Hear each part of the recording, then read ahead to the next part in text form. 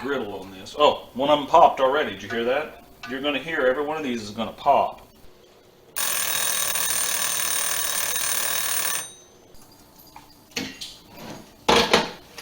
Like so.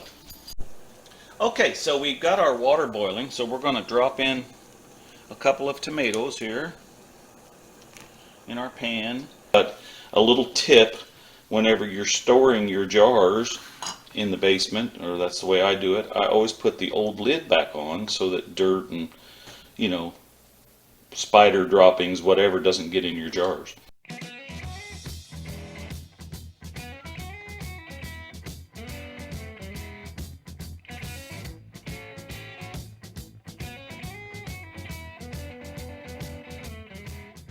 Welcome to RC Gardens.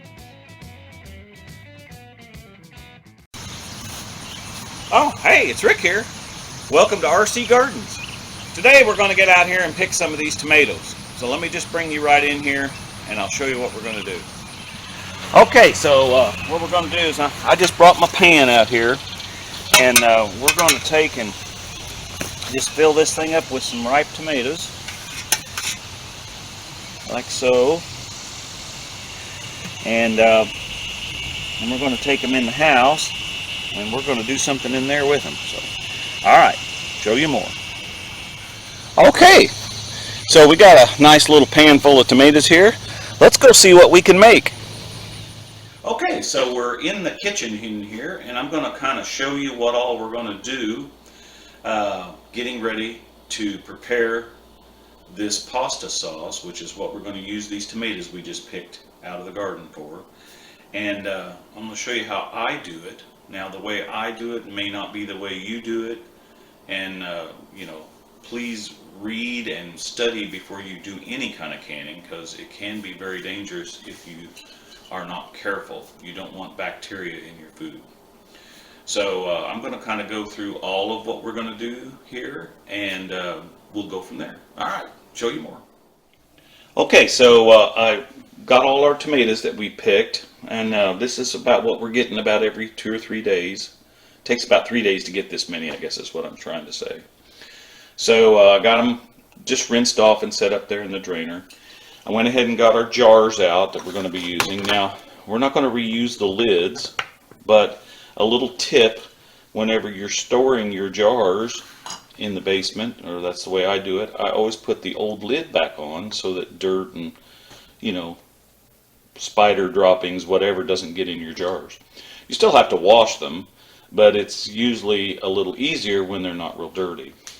So we've got a couple of pans out here, and we've got a scale sitting here because we're going to use that to weigh our tomatoes. We've got our little doogie whopper here to pour stuff into the jars with, and a dipper. And we're going to use this Mrs. Wag's pasta sauce. And I've done this myself by just, you know, making my own pasta sauce. But this kit comes with a lot of nice ingredients, or you know, herbs and spices in it, and it's fairly cheap. It's gotten more expensive, everything has, but this is what we're going to use today. And then some things that you might need is we have a book here for our canner that we're going to use. I would definitely encourage you to read all of the information in this. And then we've got some miscellaneous things here, like this is what we pull the jars out of the canner with when they're hot, and you know, got lids here, and you know, all kinds of little tools that we'll use. Here is our pressure canner. I always store my canner with the lid upside down like that, because you don't want to damage the pressure gauge, which is right here, and we'll talk more about that later. And then we've got a pot full of water over here that we're going to be boiling, and we're going to have a sink full of cold water, and we're going to take the skins off these tomatoes by dropping them into the boiling water, and you'll be able to tell when the skins get soft because they'll begin to wrinkle. And then you put them in the cold water, and then the peelings come right off. Once we get all of that done, then we're going to put that stuff in a big pot here, and we're going to cook it down like the directions on the Mrs. Wag's things tell us to do. And then we're going to get it ready to put in the jars, and then we're going to pressure can it. So stick around, show you more. Okay, the first thing we're going to do is measure out our tomatoes. Now, if you go by the directions here on Mrs. Wag's, or whatever this is, it says 6 pounds of tomatoes per packet. So we're going to take our little bowl here, and that weighs a pound. So we're going to make this up to 7 pounds with our tomatoes. Just like that.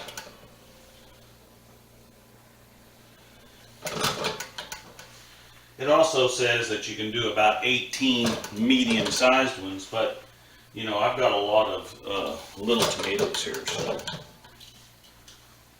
I figure there's about enough for 2 batches. Okay, so we're at 7 pounds.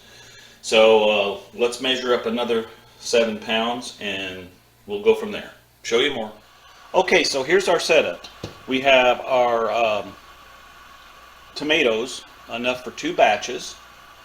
We have our water that's getting ready to boil, and then we have our sink full of cold water. And I like to keep ice cubes in it because you know, the tomatoes are going to start to cook when they're in here, but what we're wanting to do is soften up the skins and then kind of blanch them in this cold water, and it makes the skins spread apart.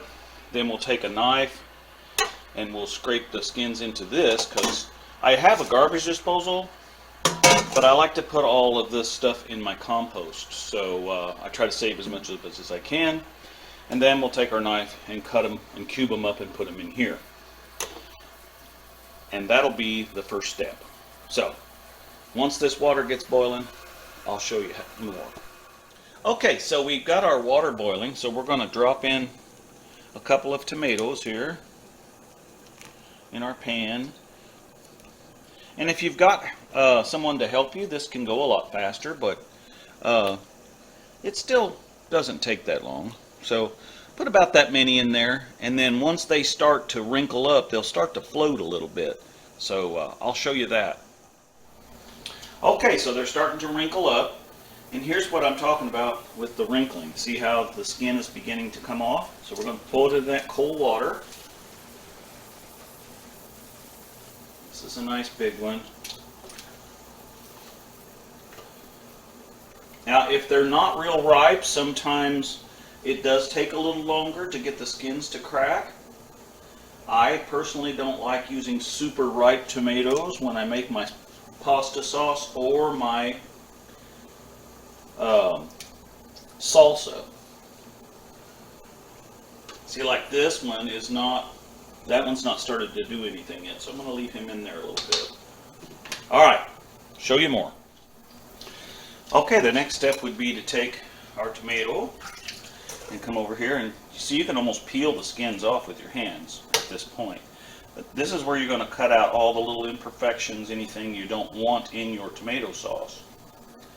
Or in this case, we're making pasta sauce, but you know what I'm talking about. So we're going to core this out.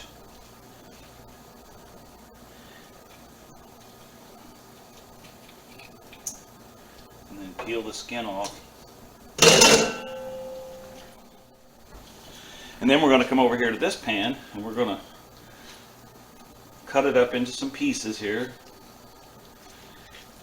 Okay, and that's how we do that. Alright, I'm going to get the rest of this done, and then I'll show you the next step.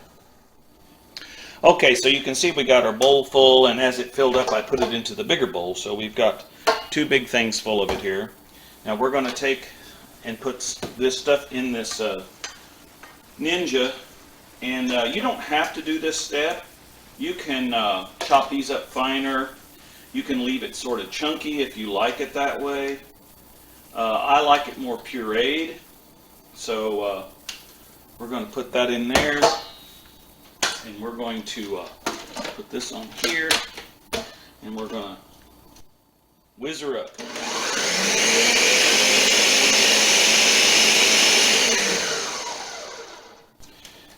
just simply pour it into our big container.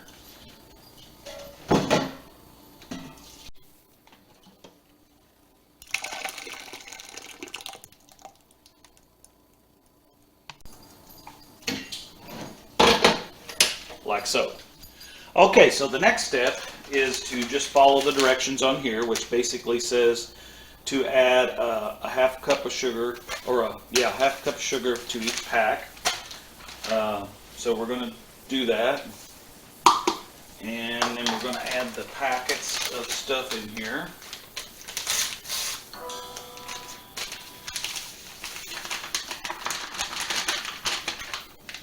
It already smells good.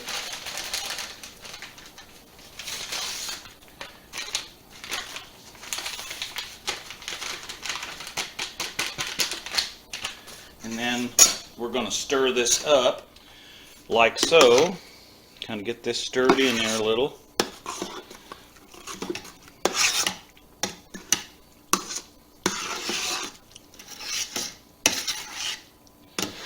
Now, we're going to transfer this over to the stove, and we're going to follow the directions on here, which basically say to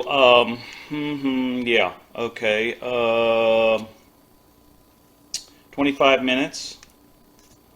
So we want to do not use an aluminum pan. Bring the mixture to a boil, stirring occasionally. Reduce the heat and simmer for 25 minutes. So that's what we're going to do next. Show you more. Now, much like anything that you cook, you want to, while you're waiting on this to boil, you want to kind of keep it stirred, because it will stick to the bottom of this stainless steel pan if you just let her, if you crank the heat up real high and just let her go. So, I've got it on like a medium-high heat, and I'm stirring occasionally. And you'll be able to see when it starts to boil, because it'll come up a little. So, all right, show you more. Okay, so I've got my pressure canner over here, and I'm following the instructions.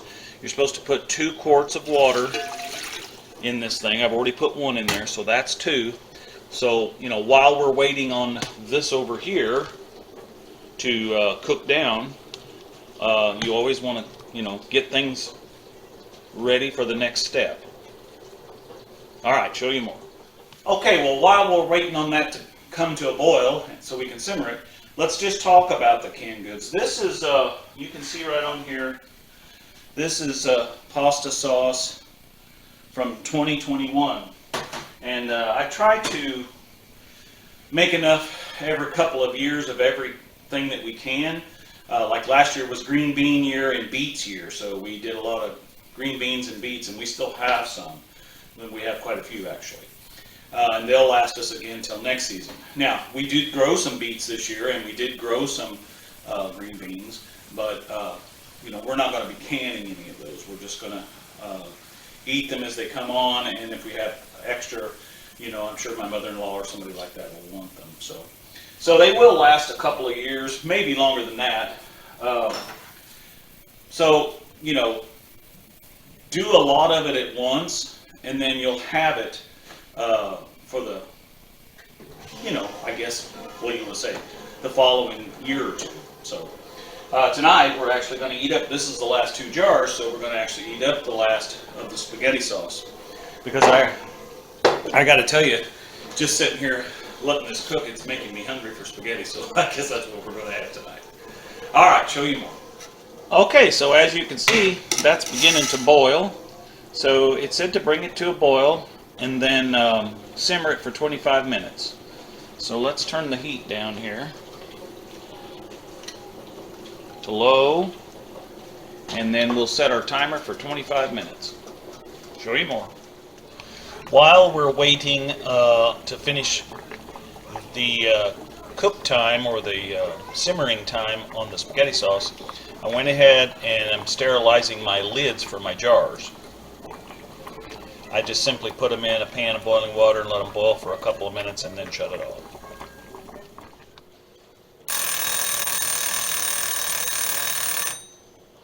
Okay, I guess the next step is to take a jar here and take our little glass filler thingy majobby. And let's put some of this in here. Now you don't want to fill it completely full. You want at least, when it gets kind of up in the neck, almost a half of an inch of airspace. And try not to spill it all over the place like I just did. So about right there. So we'll take that off of there. Now you always want to make sure that if you've got anything on the upper lid that you wipe it off, but I don't see anything. Then we're going to take our little magnet here and get us a lid. And stick right on there, like so.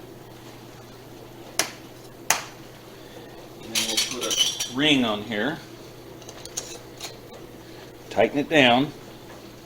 And then we're going to place it in our pressure canner. And we're going to repeat that process till we get this full. Alright, show you more.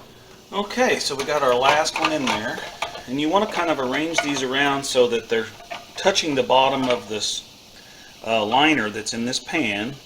If you don't have a liner, you may want to get one, because you don't want these jars sitting directly on the bottom of the pan. So we got our jars in there, lid's tight. Now we're going to take our lid of the canner and we're going to put on here. And I've been keeping this water warm. I didn't really tell you that. So that's tight. And we're going to put this little dude down here. And then we're going to watch this gauge, and when it gets to 5 pounds, then we're going to set the timer for 8 minutes. Alright, show you more. Okay, as our temperature is, or not temperature, well, the temperature's coming up too, but as the pressure's coming up, let's take a minute here to talk about some safety with this thing. When these things start getting pressure in them, they can be very dangerous. You always want to make sure that you have the proper pop-off weight on here. Don't mix and match from other pressure canners. And there is a safety valve here that is set to go off at a certain time, and it would blow that out rather than blow the size of this off. And you know, you never want to bump this thing or grab a hold of it and jar it around while it's got pressure in it. And never try to open it before the pressure's down. Now this is a newer model. This was made in the 60s. So it actually has a locking mechanism in here that when the pressure goes up, it pushes a pin down and you can't actually open it. But some of the older ones, I've got an old Presto cooker back there, and you can take the lid off of it if you could pry it open. So just be aware of that kind of stuff. So I'm going to turn our temperature down just a little, because we're starting to get up to our 5 pound mark. So I'll show you more. Okay, so it looks like we're up at 5 pounds. So this is where we're going to monitor it by adjusting the temperature. I'm on an electric stove, so if you're on a gas stove, you know, you can kind of regulate it. This electric stove, and this is a commercial electric stove, so it really gets hot quick, so you have to kind of regulate it around. So let's set our timer for 8 minutes, and when that goes off, then we know it's time to shut the heat off and let it cool completely down and go to 0 pounds. Alright, show you more. Okay, well, it's getting about time. We're still at 5 pounds here. We got about less than a minute left. So once this goes off, we're going to shut the heat off and we're going to let it sit here and cool and let the pressure go down in the vessel. Alright, show you more. And there we go. Okay, so our pressure's down, so we're going to take our pop-off off there. I'm going to open this up. Now this will be hot, so you don't want to burn yourself. And then we're going to take these little fancy doodads, and we're going to pull these jars up out of here ever so gently.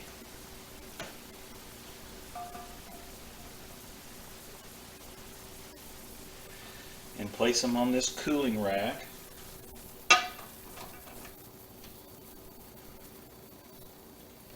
It's not really a cooling rack, but I just took a towel and set it here on, you know, I have this big stainless steel area that covers the griddle on this. Oh, one of them popped already. Did you hear that? You're going to hear every one of these is going to pop.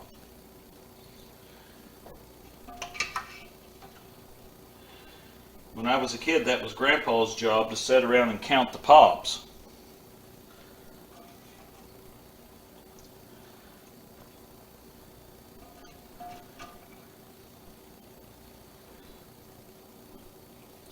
We're going to have to make a little room for this one. Got one more here. Now you don't want to jostle this stuff around a lot until, oh, there goes another one. There's another one. So, all right, folks. Well, there you have it. Oh, there went another one.